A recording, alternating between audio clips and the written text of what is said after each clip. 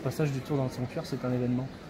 Oui, bien sûr, oui, c'est une grande fête de famille en fait, hein, donc ça permet à des tas de gens qui pensent que le domaine religieux est un domaine qui ne les regarde pas, de voir que c'est un domaine ouvert, que c'est l'occasion d'une ouverture du cœur entre des personnes qui ne se croisent pas. Ce matin, notre évêque a fait un sermon en disant que c'est vrai que le monde du sport et le monde de la religion peuvent paraître quelquefois étrangers, alors qu'ils ont d'une part des valeurs communes, parce que le sport, ça suppose de l'effort, ça suppose du travail d'équipe, ça suppose du respect de l'autre, et en même temps des images tout à fait communes que Saint Paul prenait déjà en disant nous sommes comme des coureurs.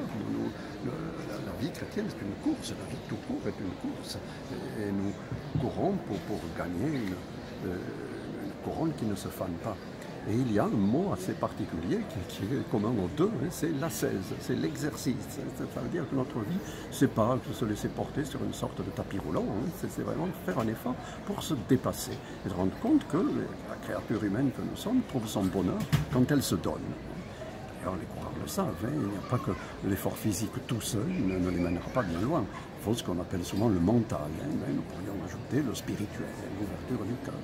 Quel est le sens de la bénédiction pour les coureurs organisée ce matin? Alors, la bénédiction, c'est essentiellement, au fond du fond, le fait qu'on puisse dire du bien sur nous, dire du bien pour nous. Et dire, c'est aussi faire, c'est libérer.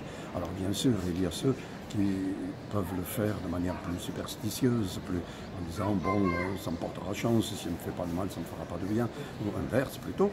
Mais quand même, au fond de tout homme, le plus religieux, il y a aussi un petit peu de crainte et de superstition, et au fond du plus superstitieux, il y a aussi un peu de foi confiante.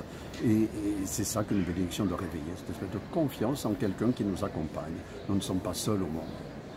Les gens sont heureux de se retrouver là, de voir.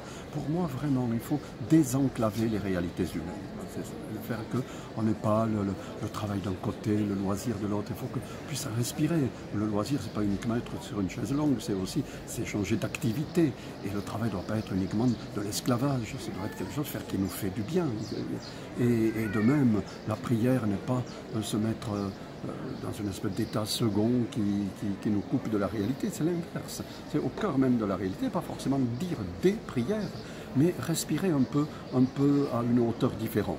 Ne pas se laisser prendre par les choses à ras de terre, avant que l'homme y tienne debout, c'est parce qu'il est tourné vers le ciel.